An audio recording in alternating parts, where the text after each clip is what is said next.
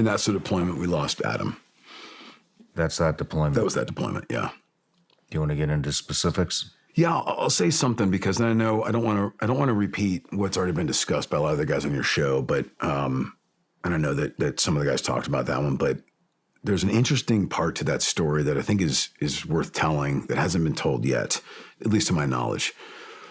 When Adam died, as you know, he was a man of faith and was on his last deployment, was getting ready to roll back to Arkansas with his wife and kids.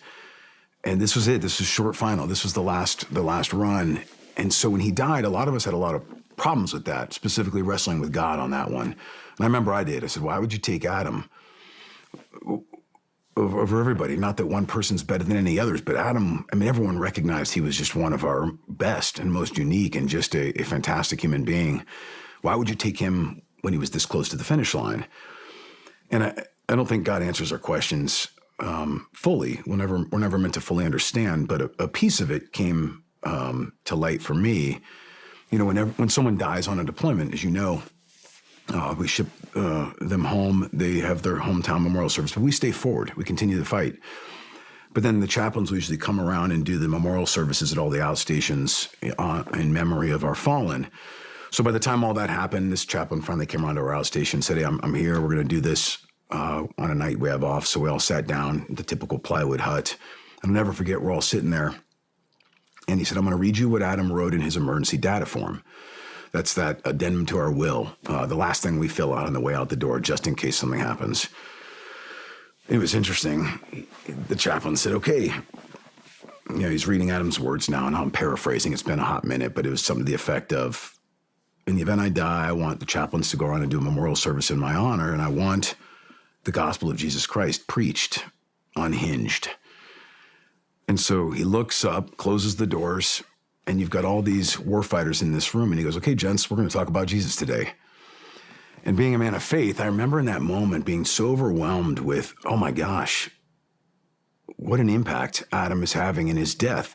I can't imagine another scenario in the world in which you'd get a group of warfighters like us to sit down in a room and listen to a sermon like that, unless it was in honor of one of our fallen brothers.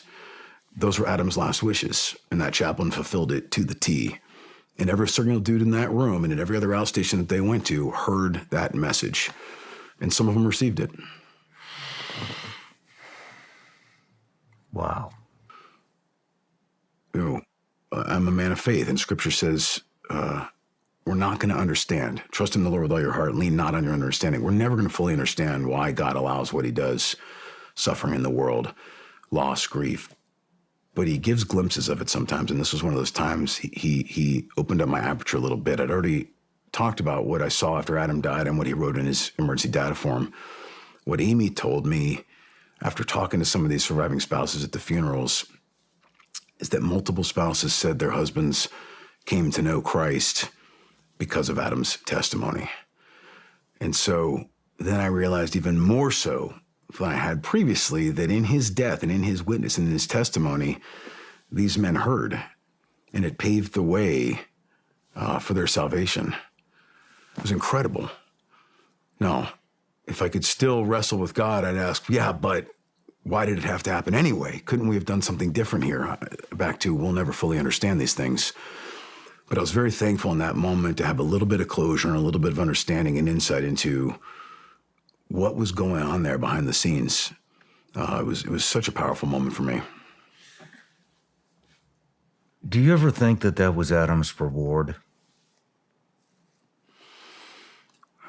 Yeah, sure. We know that things here on earth are fleeting. Our rewards in heaven will be based upon our willingness to testify here on earth. I think that was absolutely part of it. And I can only imagine the celebration when they joined him. I'm looking forward to joining that table one day. Yeah. It still doesn't take the sting away, but you realize the impact a man has with his words. That man is still impacting everybody that reads that book, Absolutely. Everybody that hears his story. What a just phenomenal human being. Yeah, he really was. Still is. He lives on, right? He really does. His impact will continue for generations. Let's talk about the first time you were in a leadership role where you were involved in an engagement. Yeah. Okay. So fast forward, next deployment out there. We did a couple other maiden deployments along the way. It was a hard season of life. In about a 3-year period, I was home less than 9 months at any given time. It was just we were moving. We were always deployed or always on a training trip, always gone. So I'm in my leadership role now. We're downrange again, and I'm not sure. It was kind of anticlimactic, actually. The first few for me. I remember thinking like, oh, that's it. We rolled in. We're very good at what we do, and we controlled the target. Never lost control. And it was fun for me to watch these guys work and realize like, oh, this is what this looks like when guys have autonomy, when guys are moving and responding to the enemy. Like I said earlier, you can do all the right things in the world. The enemy gets a vote. But when your guys have autonomy and trust to maneuver to contact as fast as possible, you're responding before the enemy can keep up. And so I saw us all just move as this collective element, the flow. And it was one of those things like target was secure, everything was done, and I'm looking around like, I guess that was it. Like, this is not at all like what the movies make it out to be. Man, I never thought of that. So you're getting like the bird's eye view of everything all at once. It was fascinating. And now there's always ops that don't go as planned and it ends up being on your heels a little bit, but most of them, I find that we have such tactical patience, and our guys know what to do and when to do it, and they're so fluent in that language that 9 times out of 10, it's like, oh, just another night. Like, great. I mean, half the time I felt bad for like our adversaries, our enemies, because they wouldn't know what hit them. And some of them you could see them like getting their kid on, thinking they're about to get in the fight. They don't know they're already dead. We had to beat on them before they even decided. We were just waiting for them to make the decision. Bad choice. That's hostile intent. They had no idea. I would imagine there's a certain degree of pride in seeing your troop It's great. operate at that level. It's great. It's a lot of fun.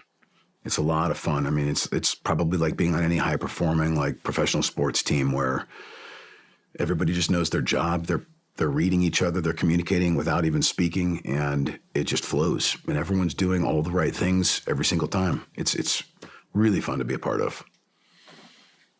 Very humbling. I'll bet it is. Was there ever a point in time where you were the troop commander and you lost one of your guys? No. I was on an op where we lost some Rangers, but I wasn't the troop commander on that operation. I was the troop commander when one of my guys got shot, so we had to call in a medevac for that.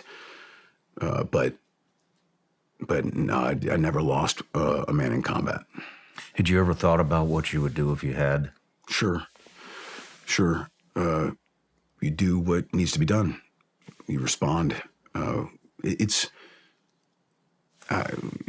few times I've been overwhelmed on targets or we had things go wrong where you didn't anticipate it, emotion doesn't really catch up till later is what I noticed. I mean, you're in such work mode. We have an incredible way of compartmentalizing emotions and not letting yourself get wrapped into the moment. Even when Extortion 1-7 happened, there were moments where I felt incredibly calloused and cold and couldn't figure out what was going on. I even brought in a psych at one point, like, hey man, is there something wrong with me? Like I'm having a hard time. There were moments where grief would just be overwhelming, but then other times where I couldn't even cry if I wanted to, and I thought there was something wrong with me. And he said, no, you guys do this really well. You compartmentalize. That's what happens from day one of Buds. You learn to compartmentalize emotion, pain, suffering, and get the job done. That's what you do. You're on target, you get the job done. You let the emotion catch up later. Does he talk about where that goes?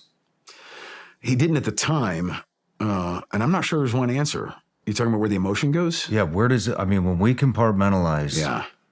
Because I think I would say the majority of special ops is very good at compartmentalization. Yes. And so but I've never had this conversation, and I wonder it myself. I don't know why I've never had this conversation, but it'd be, where does we tuck it away, and sometimes, I mean, it comes back in other ways, but where does it go? I think it needs a release. We like to pretend like with the big jokers, right? You take that, you bottle it up deep down inside, and you never let it out. It's impossible. It comes out. It has to. To your point, it comes out manifested in different emotions. I think with men, primarily anger. I know for me, anger turned to rage. It has to go somewhere. And so for me, it came out as rage and turned me into an unhealthy person at some point. A lot of guys will then cope with that rage by what? Drinking more, medicating more, pain meds, whatever you need to do, or some other addiction, right? Adrenaline junkies. Like there's something that numbs that anger. I think it's grief turned to anger, and then we numb it and as best we can until we finally deal with it. Hopefully we deal with it. Is there anything that you regret as a leader up to this point? I like to say I have a lot of regret. I have no guilt. There's always things I would do differently and do better, especially in our job field, right? And as leaders, we are paid to make quick decisions sometimes with imperfect information available to us. And whenever you armchair quarterback those decisions with a much clearer picture from the future, there's always going to be regrets. I wish I had done this differently. I wish I had thought through that. I wish I had perceived this, but we didn't. And that's the job. We manage risk as best we can with the information that we have available to us, and we do it as wisely as we possibly can in those moments, understanding that decisions have to be made. So we make them, and then you live with the consequences. And that's the burden, I think, of leadership, especially in our job field, is living with the consequences of imperfect decisions made in imperfect environments by imperfect people that are going to make mistakes. It's going to happen. That's a burden to bear. That's a tough one. Yeah.